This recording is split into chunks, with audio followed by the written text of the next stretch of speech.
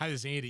It could depend on how far you are into your career, but if you've been at it long enough, eventually, hopefully, you've had a leader who believed in you. They poured into you because they could see that you could be and do more, and their belief and investment in you led to you growing as a leader yourself.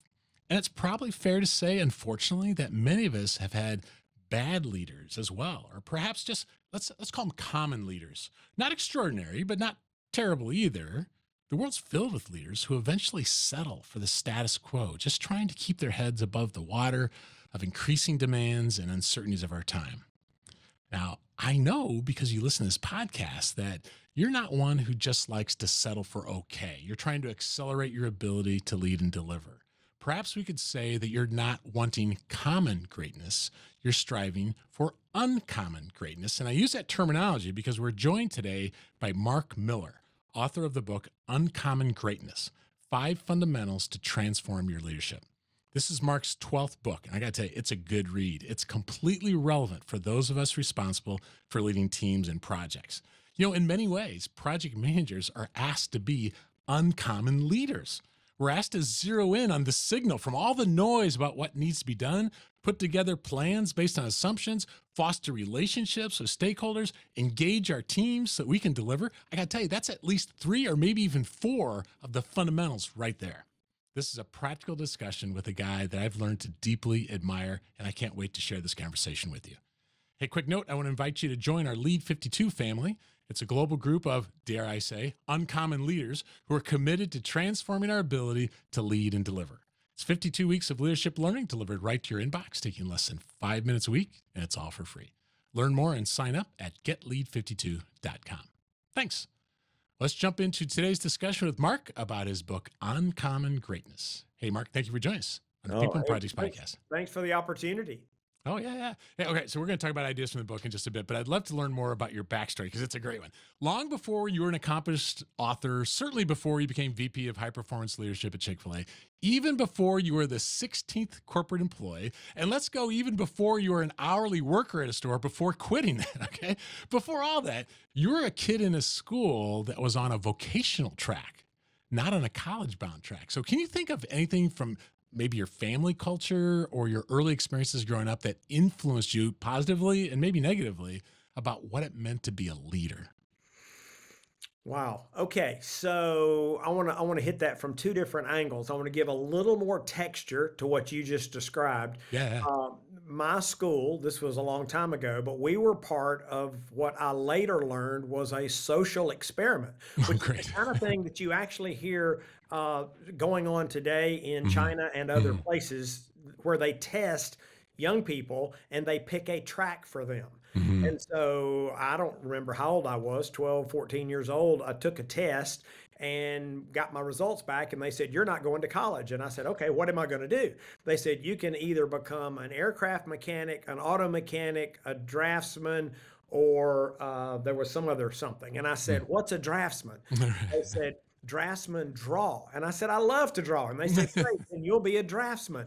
And so I actually would spend up to half of my school day in drafting classes and did this for several years. It was interesting. And so unfortunately I missed out on a lot of the standard curriculum that most of your listeners had, languages and computer science and those things. They didn't do that for those folks of us that were on the vocational track. So I had a little bit of catching up to do when I finally made it to college, but that's another story for another day. It's a good one. As far as a leadership influence, it's interesting. It happened about that same time. I'm guessing I was about 12, and I showed up at baseball practice, and the coach said, "Hey, our catcher's not here. You're going to be the catcher." And I went, "Okay, I don't know anything about being a catcher." And he said 2 things. He said, "Stay low and don't reach." And I'm going, "Okay, stay low and don't reach." And so I actually caught at that practice and I enjoyed it. I'm not even sure I could articulate why, but I enjoyed it. So the next day I remember going to the teacher and asking her if I could be excused to go to the library, and which was really uncommon for me as I recall in my mind.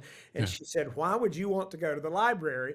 without me making you go to the library. And I said, I need to check out a book. And she said, what kind of book? And I said, I'm going to see if they've got a book on how to be a catcher, because I knew there had to be more to it than stay Mhm. low and don't reach. Yeah. And I walked in and I asked the librarian if they had a book on being a catcher. And she said, actually, we do, which was surprising to me.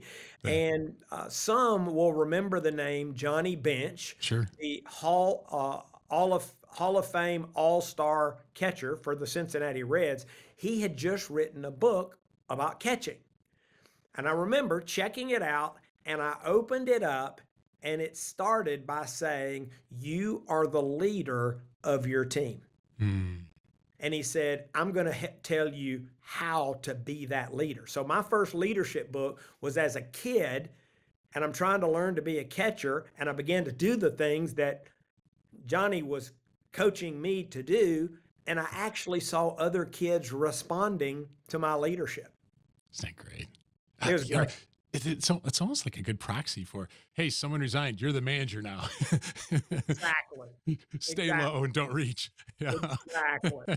And then Exactly. we're thrown in these situations, and I think a lot of us would love to have had your book so to speak. You're the Johnny Bench, right, for us. And so I really I love that story. Thanks for sharing that. I think you would admit to not being a Latin scholar, but you picked up on some Latin words and phrases over the years. And tell us about one of the most profound ones in your life and why it matters so much to you. Well, I'm guessing you're referring to quantuvus. Tuvis, yes. Yeah. And I'm not a Latin scholar, but I learned that term maybe 20, 25 years ago. And it loosely translates to as great as you choose, Mhm. or some would say as great as you decide. Mm. And I think it's a choice before each and every one of us. How good do you really want to be? Yeah. And then once you set your sights on something, then there's a lot of work between you and that destination in most cases, depending on how high you've set that bar. But I think that's one of the most powerful choices that we have at our disposal. Yeah. I think most people would say, "Oh, I want to be great," but it's not just aspirations; it's the choose to actually put into place, which I think a lot of the fundamentals kind of point to Yeah. of how do you take an aspiration, right? Yeah, You know, we often talk about you have to activate an aspiration. right? Yeah. I wrote a book, interestingly enough, which I'm not sure if you've seen it or not. It's called Smart Leadership. It's a Mm, book on leadership effectiveness. And mm, what we discovered, we didn't walk into it with any preconceived notions, but the men and women who stay out of the quicksand of mhm, busyness, distraction, complexity, fear, fatigue, all those things, they make different choices. But they don't just make the choices, they activate those choices. yeah, well, fundamentally different. Yeah. People often talk about Michael Jordan not only being the best basketball player ever, but he also made the people around him better. And in some ways, you can see this at work. Some people, they demonstrate personal excellence themselves, and then you see other people who are just remarkable at spurring excellence in the people around them. They make others better. And so, how does that align, would you say, with what you call common greatness versus uncommon greatness? Well, I think you just captured the essence of Yeah. it. Common greatness is about the individual, Yeah. and uncommon greatness, specifically the uncommon leadership required, it's about consistently producing elite levels of performance and unleashing the greatness that's resident within those around you. Mhm. If it's all about you, it doesn't mean you can't accomplish great things, but it means by our standards and our definition, you'll never be one of those uncommon leaders. You Mhm. gotta help others uh, release what's resonant within them as well. Yeah, I heard the phrase once. There's something along the lines of there's some people who, when they walk in the room, it's here I am. And there's other people, when they walk in the room, here you are. And it's not exactly that, but you share the story of, wasn't it some management consultant who's like, Yeah. Mark, I can't remember how they actually Well, said it, but, you want me to tell that story real but quick? please do. It's a good one. So, Yeah. so leading our training group and our leadership development group, I've always been looking for tools and resources that we might deploy within our organization, whether it corporate or out to the Chick-fil-A operators and their team. And I had the opportunity to work with a new consultant I'd not worked with before, and his kind of approach always began with a 360. And I said, fantastic. And, because maybe this is something that we would deploy more widely. So I was sort of the guinea pig with this guy. Never met him before. He had a great pedigree. And so he did my 360. And he came in to give me my report. I mean, this is one of those deals where the consultant shows up. This is back when people went to offices. And he showed up to debrief and share learnings and insight. And he showed up and he was not in a good spirit. It almost looked like, somebody, his cat had died or something. Right. He looked like he was dreading the conversation, so much so that when he walked in, I could figure out something was wrong. And I said, "Are you okay?"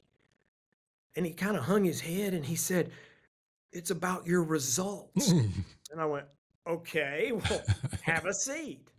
And I said, "So what's bothering you about my results?" And he said, "When you walk in a room, you're not trying to take charge."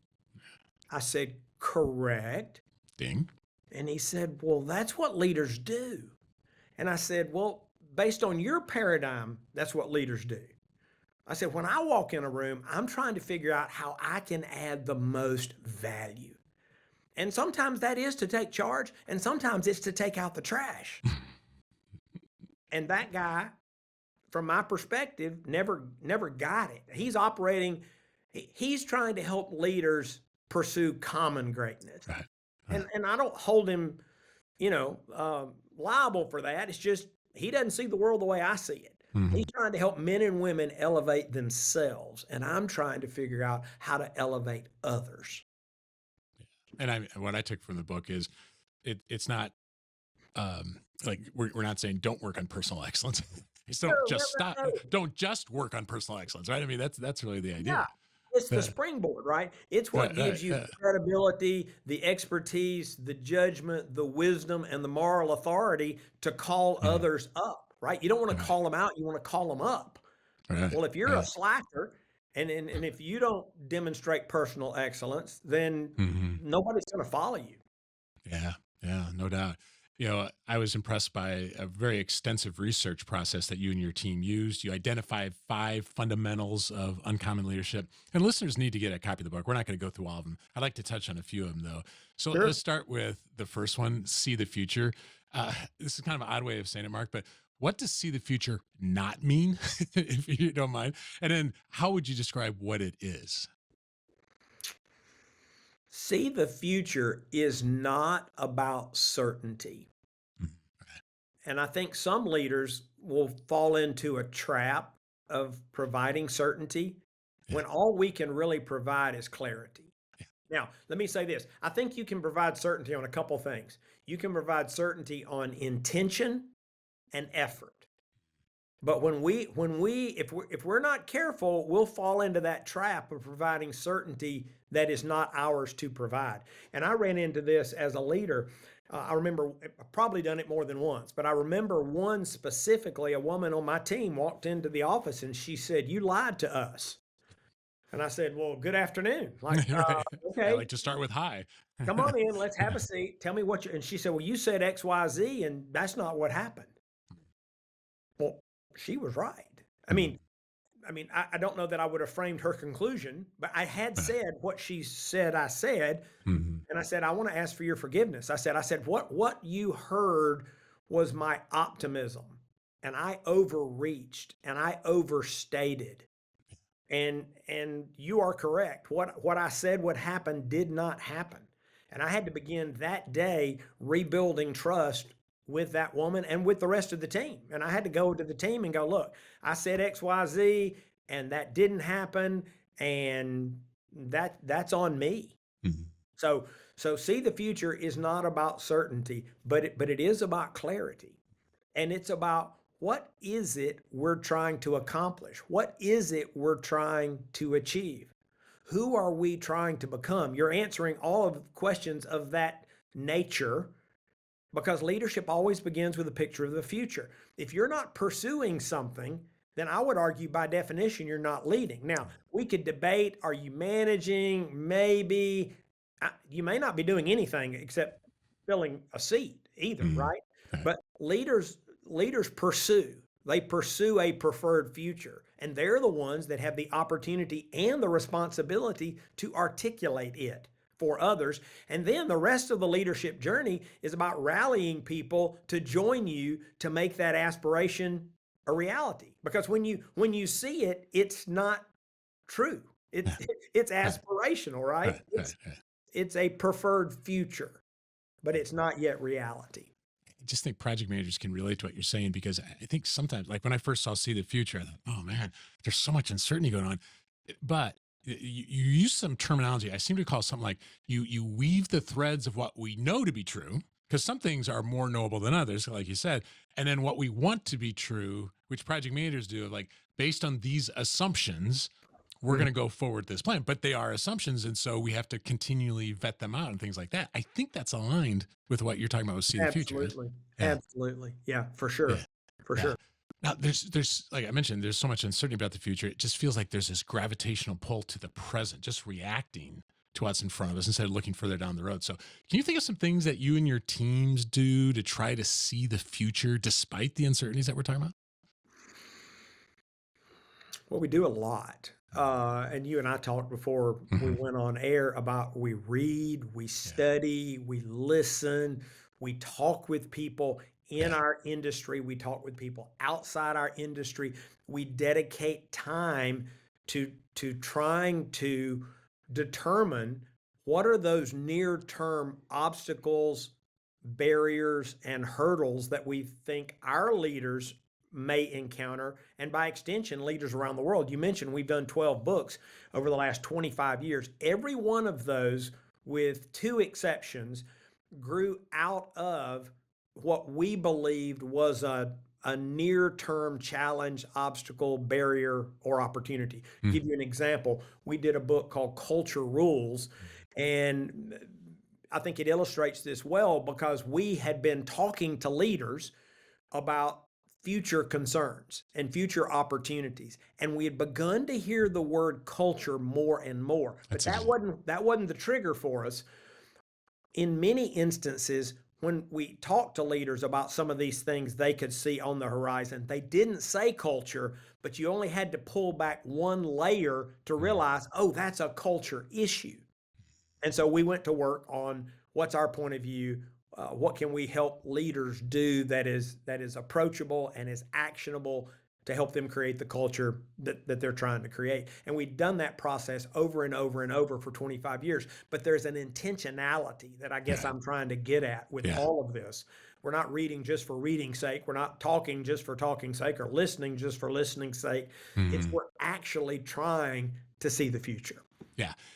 Something I took from your book and it aligns with so much what I feel like I'm being confronted with lately is too often we lead from the ivory tower and you talk about maintaining a customer bias, I think is Mhm, how you said it in the book, mhm. which means you're out of the ivory tower. Like in your Chick-fil-A days, it would be at the store, be with operators. In our case, it might be with stakeholders.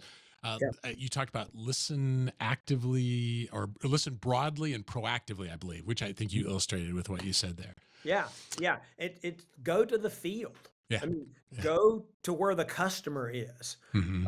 and spend time with them, whether that's an internal customer or an external customer, or in a decentralized situation like we had at Chick-fil-A. It's go to the restaurants Hmm. and talk to the restaurant Yeah. operators and talk to the employees and talk to the customers, and you'll learn a whole lot more than you will looking at the spreadsheet back in the Hmm. conference room. Yeah, because someone will have some good ideas, right? Or even I take listen broadly as there are people that are predicting this about the future and this about the future. And where do you start seeing overlaps or ideas that make you, huh? Right. Like I always love that thought of, Mhm. huh? Maybe Right. I ought to pay attention to that. I think you talked about identifying what's the risk of not changing as kind of helping me past my status quo bias at times. Right? Mhm. Absolutely. Yeah. Yeah. Now, your second fundamental was to engage and develop others. And you've noted in past books, if I remember right, that one trait that differentiates high performance teams from all the rest is community. And so, how do you like to describe what community means in practical terms? And maybe a couple ideas for how you like to foster it, especially like you said, not everyone's going to work every day. So, community is a little different these days. Yeah. So, let me set just a word of context. This was the longest study of my career. We Hmm. worked almost 20 years trying to figure out why some teams flourish and most flounder. And we actually decided there are three types of teams: those that are awful, those that are okay, and then that elite group that we ended up calling high performance teams. And so we discovered that set pretty early, but what took us more than a decade to figure out is what differentiates the good team, the okay team, from the amazing high performance team. And what we literally stumbled upon was this idea of community, Yeah. because what all good teams have in common, they're talented people, and they have sufficient skills, individual and team skills, and you can become a good team. And a good team produces more than you put in, right? One plus one plus one is four is a good team, Mhm. but it's not a great team. We kept encountering these teams that if you were going to create an equation for their output, it was one plus one is 10 plus. And some of your listeners have been on those kind of teams, but most have not. Most have not. And so what we finally discovered is the differentiator is the level of care and concern that the individuals have for each other on the team, in addition to their care and concern for the work. And we called it community. And it's a place where people know, it's a place where people serve, it's a place where people celebrate together. It's a place where ultimately the people love each other. Mhm. And we believe and have learned through experience that if you set that as a leader, if you set that as part of your strategic intent, Yeah. you can actually cultivate and create that type of place. Yeah. You know, I've always struggled a little bit with Gallup's thing about do you have a best friend at work on the Q12? Not that I think they're wrong, but I think it feels like I don't know how many people use the terms best friend in the same sort of Right. way. I actually like community better upon reflection after your book Mhm. because I think it kind of gets to the same thing that if I am in a group of people that truly care for each other, whether I call them a best friend or not, Right. that's really what it is. It's not a community of a bond of similarity. It's a bond of caring. If I understood that Right. right. Yeah, and we've often looked for a shorthand way to talk about it, Hmm. and right now we're using some language. Do you have a group of people at work that you do life together? Mm.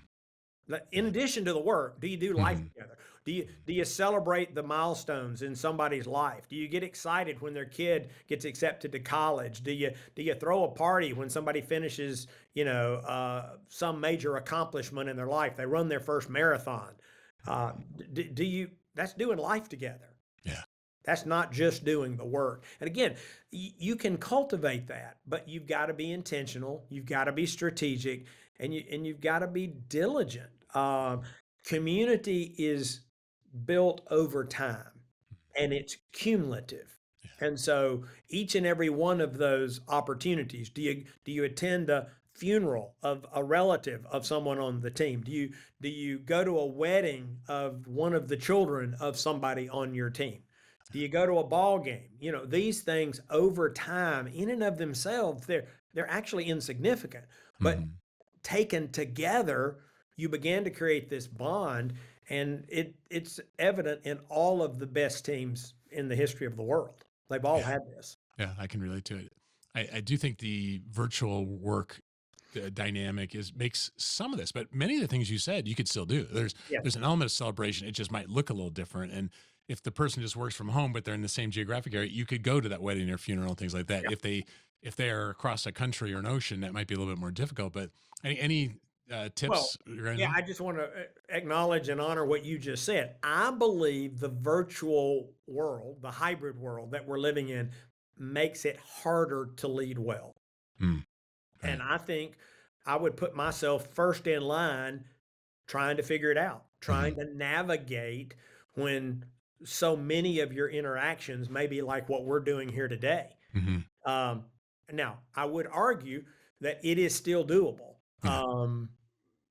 Our engagement scores went up during the pandemic Hmm. when everything was happening virtually. Yeah. So again, maybe that's a sample of one. I'm not saying that's necessarily true for everyone, but what it forced us to do as leaders is be more thoughtful, more intentional, more strategic, any number of practical things, more touch points, more personalized touch points, more notes of encouragement and appreciation were probably written during the pandemic, whereas than any point in our history. Because before you'd walk down the hall and say "great job," well, you're not going to do that. So now I'm going to write a note.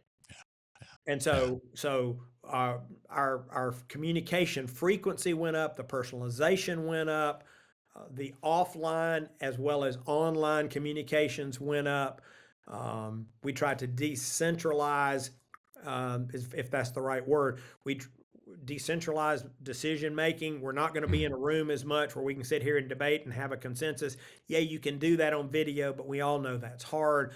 And Mm. so we empowered people more. We did a lot of things. Engagement went up. Yeah. Yeah. I like it. It shows that it's possible. But like, It's possible. I like to think of it sometimes, Mark, as a bad meeting in person doesn't get better virtually, and Correct. a bad leadership in person doesn't get better virtually. But strategic leadership, right, of Yeah. uncommon leadership has the potential because you're being more intentional. Right? I Yeah. think it's fair to say. Yeah. I think of all the fundamentals you mentioned, that engaging and developing others requires the most energy and personal attention. Or if you just clocked it on a day to day basis over the course of our career. So tell us about that. Well, if you think all of the fundamentals are always on, Right. you're always trying to see the future. You're always trying to engage, develop others. You're always trying to reinvent continuously as you move through the fundamentals. They're all always on, but engagement is daily. It's daily. Yeah. And men and women walk into your organization or join your team, and my hunch is on day one, they're fully engaged. Yeah. They're fully engaged. Yeah. The real leadership test and the leadership challenge is how engaged are they 6 months later, a year later, 2 years later, 5 years later? And that's a direct reflection of leaders and Mhm. the behaviors and the actions of leaders. And you mentioned earlier some of the studies that we've done. We have done several global studies, but we also draw on partners and other thought leaders. And some of your listeners may know the name Marcus Buckingham. He Mhm. used to be at Gallup. He's Mhm. now with an organization called ADP, and they just completed a survey from leaders and employees of 19 countries.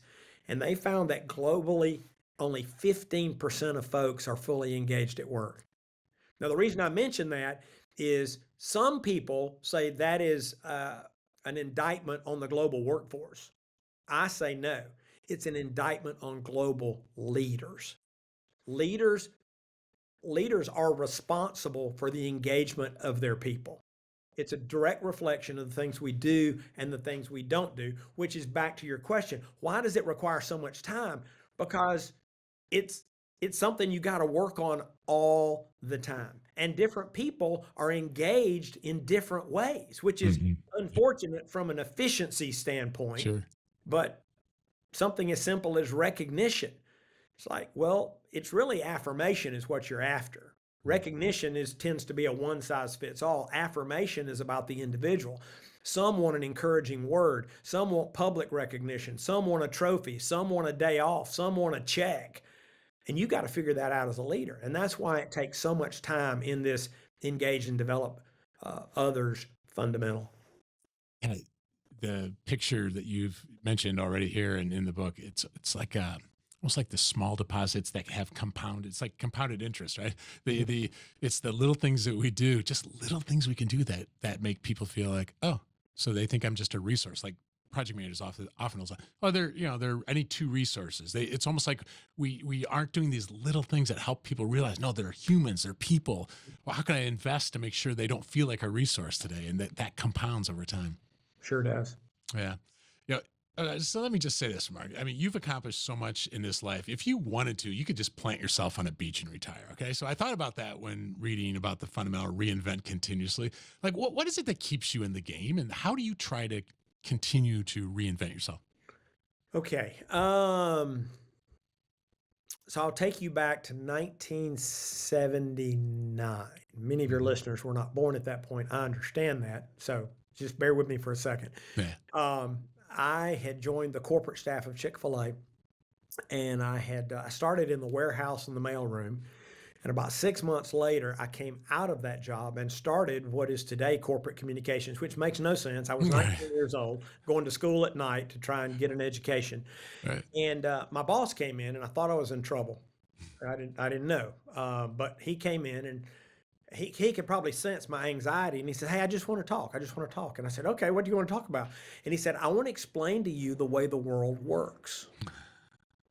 And I remember, like, "Do you know how the world works?" And, "Oh, I know how the world works." And I said, "Well, I don't." He said, "Well, that's why I'm going to explain it to you." And he said, "If you want more influence, and you want more impact, and you want more opportunity, there's only one path." And I said, "Really?"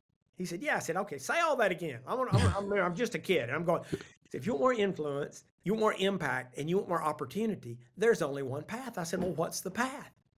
And he said, "Lifelong learning." And I said, "Really?" And he said, "That's it." He said, "You look at men and women who are adding value throughout their lifetime, and they all have embraced the idea of lifelong learning." Yeah.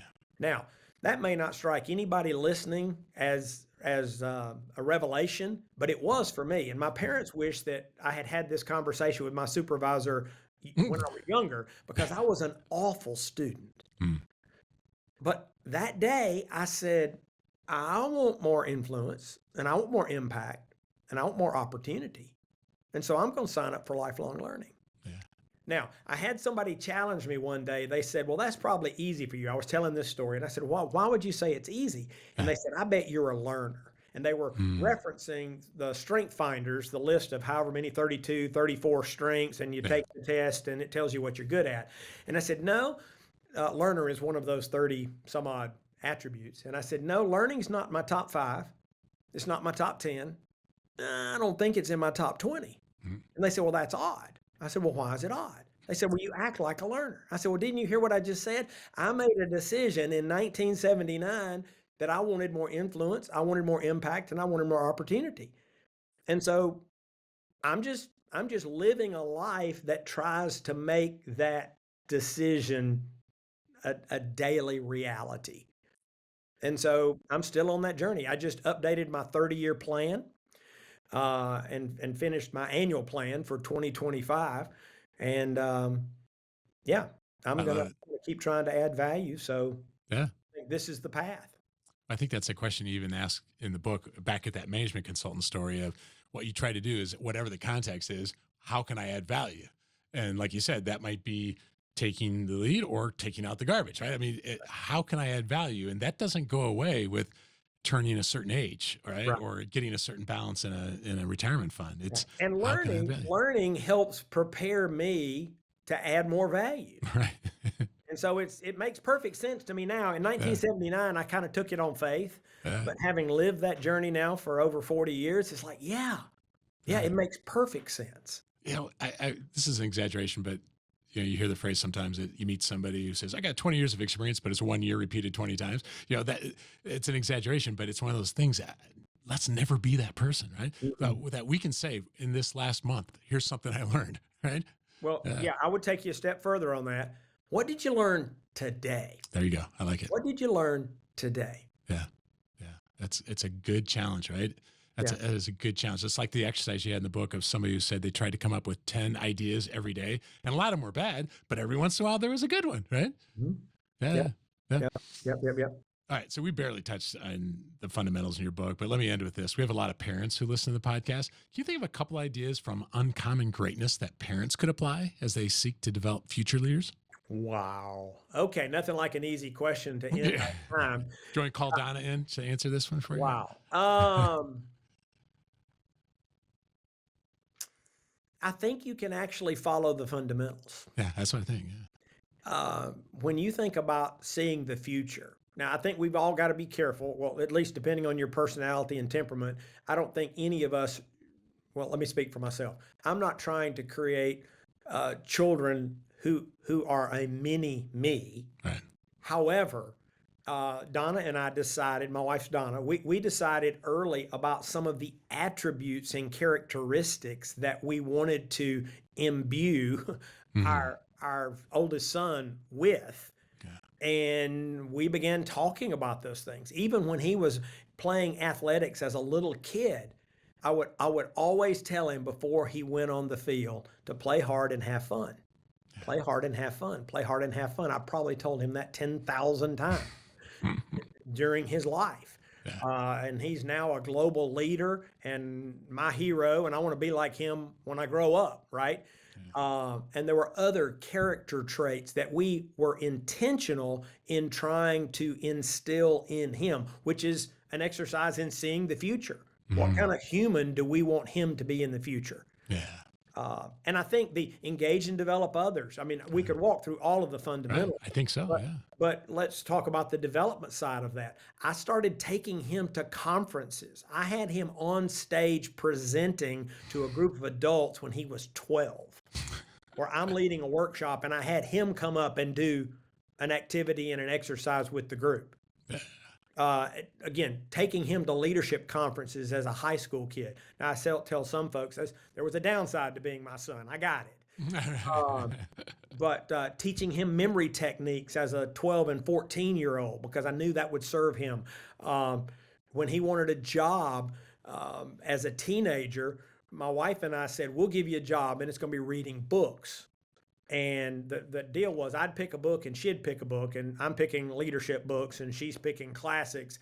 And every book he read, we paid him a bounty. When he'd come and we'd have a conversation about the book.